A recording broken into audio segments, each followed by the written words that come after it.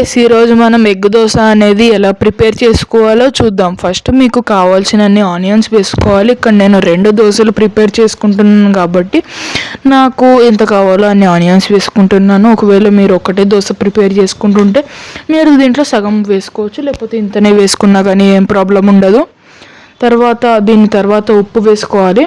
ఉప్పు వేసుకోకపోతే సింపుల్ దోశలో అనేది టేస్ట్ ఉండదు.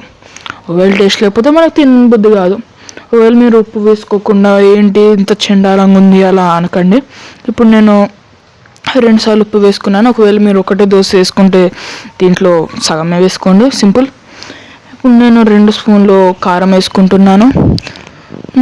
తర్వాత ఇంకేంటి గైస్, ఇప్పుడు నేను వాటర్ పోసుకొని దీన్ని అనేది చక్కగా మంచిగా కలుపుకుంటాను. చూడండి ఎలా కలుపుకుంటాను.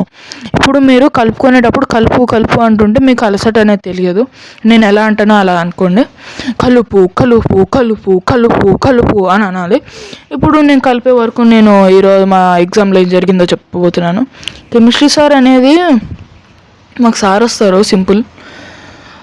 మాకు ఎగ్జామ్లో మీకు అసలు అర్థం కాదు, మీరు ఏం క్వశ్చన్లు చదివారో అవి అసలు రావు అని అన్నారు. కాకపోతే క్వశ్చన్ పేపర్ చేతికి రాగానే నేను ఫుల్ టెన్షన్ పడ్డాను. నా గుండె ఆగిపోయినంత అయిపోయింది. కాకపోతే అదేం లేదు. ఎందుకు అని అనుకుంటారా? ఎందుకంటే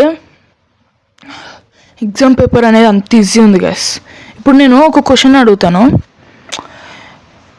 ఫిజికల్ చేంజ్ అంటే ఇప్పుడు మీకు తెలిస్తే చెప్పండి, కామెంట్ చేసుకొని చెప్పండి. ఫిజికల్ చేంజ్లో ఒక ఎగ్జాంపుల్ చెప్పండి, కెమికల్ చేంజ్లో ఒక ఎగ్జాంపుల్.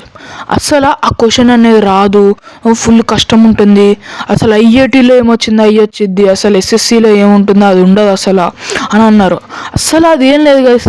తర్వాత ఇప్పుడు మీరు చూసినట్టుగా ఎగ్ కూడా వేసుకోవాలి. ఇక్కడ నేను 2 ఎగ్గులు వేసుకున్నాను. ఇందాక నేను ఎలా పగలగొట్టుకున్నాను అలా పగలగొట్టుకుంటే మీకు షెల్ అనేది పడదు. ఒకవేళ మీకు వేరే ఏమైనా టెక్నిక్ ఉంటే ఆ టెక్నిక్ కూడా వేసుకుని, నేను ఇదే టెక్నిక్ వాడమనట్లేదు. ఇప్పుడు మంచిగా ఇది అనేది దగ్గరగా కూడా చూపిస్తున్నాను. చూస్తుంటే ఎంత టేస్టీగా ఉంటుందో అనేది మీకు అర్థమవుతున్నట్టుంది. తర్వాత దోశ ఎలా ప్రిపేర్ చేసుకోవాలో చూద్దాం. ఫస్ట్ మంచిగా ప్యాన్ తీసుకొని కింద స్టవ్ ఆన్ చేసుకోవాలి. తర్వాత ఏమో ప్యాన్ అనేది బాగా హీట్ ఎక్కాలి. తర్వాత దాని మీద నేను 2 గరిటెలు దోసపిండి వేసుకుంటాను ఎప్పుడు. తర్వాత ఏమో దాన్ని ప్యాన్ చివరి వరకు తీసుకెళ్ళాలి. తర్వాత ఏమో దాని మీద ఎగ్ది అది మనం తయారు చేసుకున్నది అది వేసుకోవాలి. ఇప్పుడు తర్వాత వేస్తాను చూడండి. ఇప్పుడు దీని మీద నుంచి పొగలు వస్తాయి. మీరు ప్యాన్ పాడిపోయింది గట్టా అనుకోకండి, దానివల్ల బాగుంది అని అన్నాడు అని అనుకోకండి. జస్ట్ పిండి వేసినందుకు అందుకు అలా పొగలు వచ్చినాయి. ఇప్పుడు ఏమో ఇలా వేసుకోవాలి. తర్వాత దీన్ని స్ప్రెడ్ కూడా చేసుకోవాలి. ఒకవేళ స్ప్రెడ్ చేసుకోకపోతే ఒకటే దగ్గర ఉంటుంది మొత్తం ఎగ్ అనేది. ఒకవేళ యాజ్ యూజువల్ ఒకవేళ స్ప్రెడ్ చేసుకోకపోతే ఒకటే దగ్గర ఉంటుంది, ఒక దగ్గర ఉండదు. ఉత్తి దోశ తింటాం ఒక దగ్గర ఏమో ఎగ్ దోశ ఉంటుంది, ఒక దగ్గర ఏమో ఎక్కువ ఎగ్ ఉంటుంది, అలాగా. సో మంచిగా స్ప్రెడ్ చేసుకుంటే ప్రతి ఒక్క బైట్లో ఎగ్ టేస్ట్ అనేది వచ్చింది. సూపర్ ఉంటుంది గైస్, అసలు మీరు అనుకోలేనంత బాగుంటుంది అసలు. ఇప్పుడు చూడండి గైస్, ఎంత బాగుంటుందంటే అంత బాగుంటుంది.